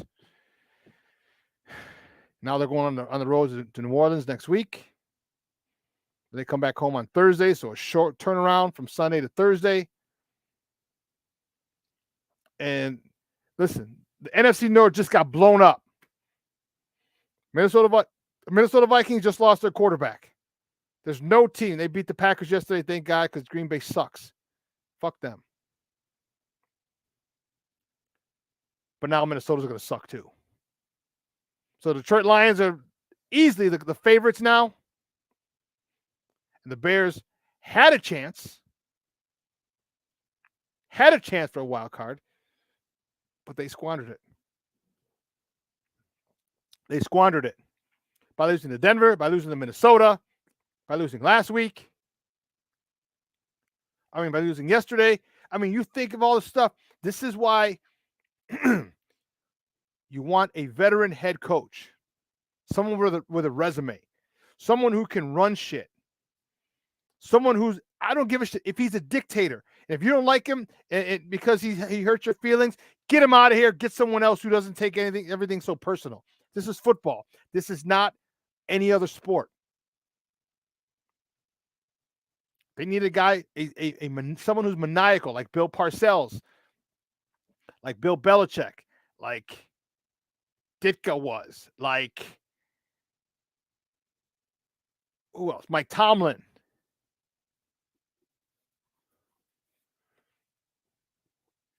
Like Jimmy Johnson. These are the guys we need.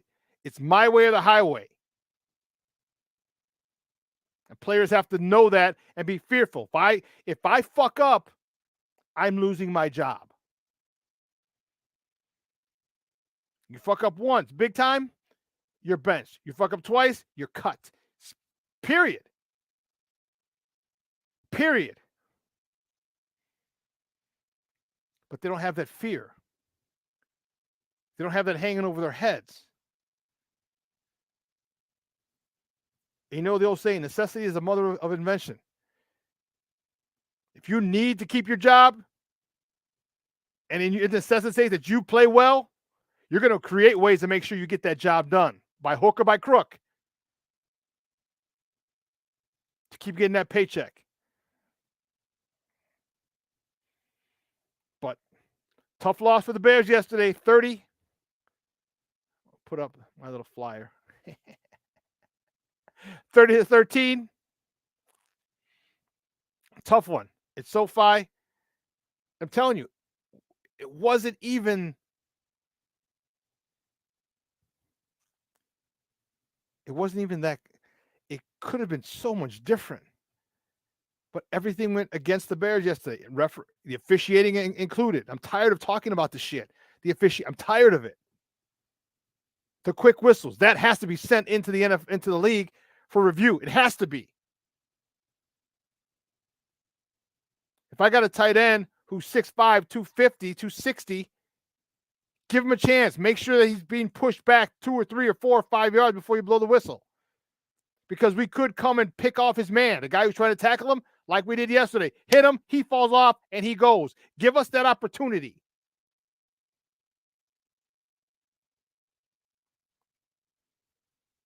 We got to play better. Bayless Jones, your experiment is about done. You're probably going to, this is most likely your last year. So you have 9 games left, I believe. 9 times, Mrs. Bueller. Your son's been asking from school 9 times.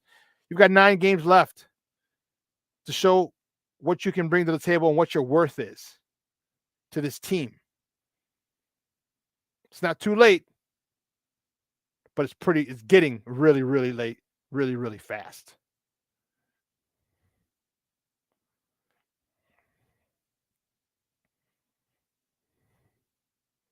Someone who's going to give you every chance to succeed, but only one failure allowed. I'd say 2. Because it happens to the best of us. But 2, no more than 2. Like, you're done. Second time, it's a habit. You got to go. Listen. Josh McCown? No. I don't want to get someone before they're hot. I want to get someone who has the ability to take this team where it needs to go. That's what I need. That's what I want.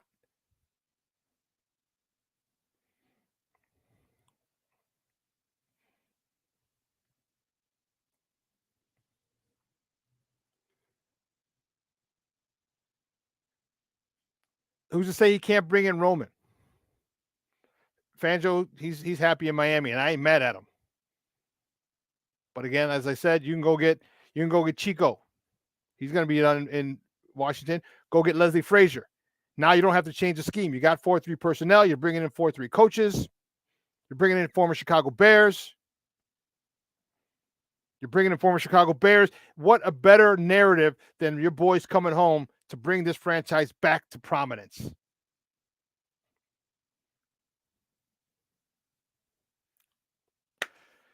Well, listen, 2 hours has come and gone. What a phenomenal show. Dude, this chat line, this tech chat was jumping. Good. Model is home, landed safely. Good. I want to thank you guys for keeping this chat going today. Great stuff. I really appreciate it. And Eric's going to be with us on Wednesday. All right. Also want to thank executive producer Elliot Baez, my social media guy, Clarence Council III, and my co-host in absentia, Maya. All right, I'm your boy, the SuperBack, Shawn Sierra. Guys, we'll see you on Wednesday. Same bat time, same bat channel, 9 a.m. to noon. 12:15 today, Second City Sports. All right, tonight, 6 o'clock. What's Up, Cuz? It'll be a rerun. They'll be back live next week.